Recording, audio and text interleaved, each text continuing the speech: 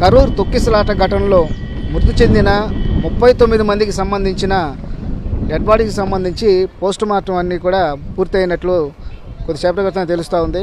అయితే ప్రస్తుతం మనం కరూర్ జీజీహెచ్లోని పోస్ట్ మార్టం దగ్గర ఉన్నాము. ఇక్కడికే ఏదైతే డెడ్ బాడీస్ అన్నిటిని కూడా తీసుకొని రావడం జరిగింది. ఇక్కడే పోస్ట్ మార్టం కూడా కంప్లీట్ చేసిన పరిస్థితి అయితే ఉంది. ఇప్పుడిప్పుడే వాళ్ళు ఏదైతే మృతులకు సంబంధించిన కుటుంబ సభ్యులు ఎవరైతే ఉన్నారో వాళ్ళకి ఈ డెడ్ బాడీస్ను కూడా అందిస్తున్న పరిస్థితి అయితే మనకు ఇక్కడ కనిపిస్తూ ఉంది. అయితే ఇక్కడ ఈ ప్రాంతం అంతా కూడా ఒక విషాద ఛాయలు అలుముకున్నాయి.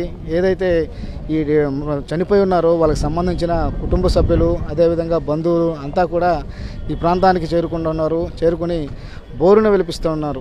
అయితే మొత్తానికి ఇక్కడ ప్రతి ఒక్కరిది ఒక్కొక్క బాధ అన్నమాట.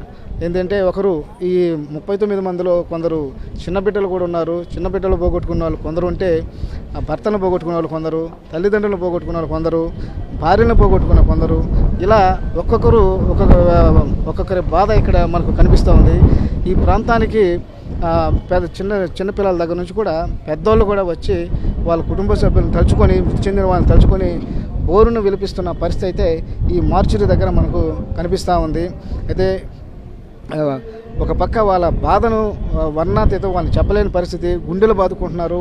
వాళ్ళు ఏదైతే మమ్మల్ని మా బిడ్డను తీసుకోపోయేది, మమ్మల్ని తీసుకోపోవచ్చు కదా, ముందు మేము చనిపోవచ్చు కదా అని కొందరు అంటుంటే, అనవసరంగా పోయి ఇలా బిడ్డలను పోగొట్టుకున్నాము, అదేవిధంగా ఇంట్లో ఉన్న కుటుంబ సభ్యులను పోగొట్టుకున్నాము అని చెప్పి మరికొందరు ఇక్కడ బాధపడుతూ బోరున విలపిస్తూ వాళ్ళు అంటే బాధ చెప్పగలేని రీతిలో ఇక్కడ ఆ దృశ్యాలన్నీ కూడా మనకు కనిపిస్తూ ఉన్నాయి. అయితే మొత్తానికి ఇక్కడ కొద్దిసేపటి క్రితమే ఈ డెడ్ బాడీస్ సంబంధించి పోస్ట్ మార్టం అన్ని కూడా పూర్తయిన తర్వాత వీళ్ళకి సంబంధించి కుటుంబ సభ్యులందరికీ కూడా ఆ డెడ్ బాడీస్ని అప్పగిస్తున్నారు. అయితే రాత్రి ఏదైతే ఈ ఘటన జరిగిన తర్వాత అక్కడున్న వాళ్ళందరినీ కూడా ఏదైతే ఈ మృత్యువాత పడ్డారో, అదేవిధంగా తీవ్రంగా గాయపడ్డారో వాళ్ళందరినీ కూడా అంబులెన్స్లో ఇక్కడ కరూరు జీహెచ్కి మార్చురీకి ఇక్కడికి తరలించడం జరిగింది. అదేవిధంగా మరికొందరు క్షతగాత్రులు ఎవరైతే ఉన్నారో 50 మందికి పైగా క్షతగాత్రులు కరూరు జీజీహెచ్లోనే చికిత్స పొందుతున్నారు. వాళ్ళలో కూడా కొందరు పరిస్థితి విషమంగా ఉన్నట్టు తెలుస్తూ ఉంది. అయితే ఇప్పటికే అనేక ఒక ప్రభుత్వము, అదేవిధంగా విజయ్కి సంబంధించిన వ్యక్తులు కూడా ఈ ప్రాంతానికి రావడం జరిగింది. హాస్పిటల్లో చికిత్స పొందుతున్న వారిని కూడా పరామర్శించి వెళ్ళడం జరిగింది. అదేవిధంగా సీఎం స్టాలిన్ కూడా రావడం జరిగింది. ఆసుపత్రిలో ఉన్న క్షతగాత్రులను పరామర్శించారు. వాళ్ళు త్వరగా కోలుకోవాలని కూడా ఆయన కోరడం జరిగింది. ఇప్పటికే వీళ్ళని ఒక పక్క కుటుంబ సభ్యులు అంటే వాళ్ళని పోగొట్టుకున్నారు, వాళ్ళని తీసుకురాలేరు. కానీ ఒక పక్క ప్రభుత్వము వాళ్ళని ఆదుకోవాలని, అండగా ఉండాలని చూస్తూ ఉంది. అదేవిధంగా టీవీకే పార్టీ అధ్యక్షుడు విజయ్ కూడా వాళ్ళ కుటుంబ సభ్యులను ఆదుకోవాలని, అండగా ఉండాలని చూస్తూ ఉన్నారు. ఇప్పటికే ప్రభుత్వము చనిపోయిన వారి కుటుంబానికి ఒక్కొక్కరికి 10 లక్షలు పరిహారం ప్రకటించింది. అదేవిధంగా గాయపడ్డ వారికి ₹1,00,000 చొప్పున పరిహారం ప్రకటించింది.